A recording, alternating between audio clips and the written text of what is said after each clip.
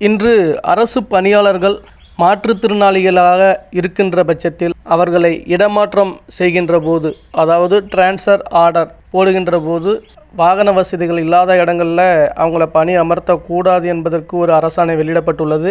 அது தொடர்பான விவரங்களை பதிவு செய்கிறேன், வாங்க பார்க்கலாம்.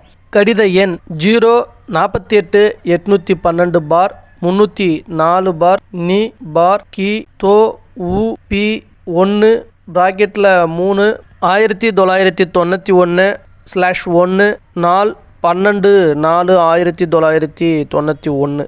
பார்வை அரசு செயலாளர் சமூக நலம் மற்றும் சத்துணவு திட்டத்துறை அவர்களின் கடித எண் 19/6/4/1990/8 நாள் 7/2/1991. முழு விபரம் எனது சேனலில் உள்ளது, பார்த்து பயன்பெறவும்.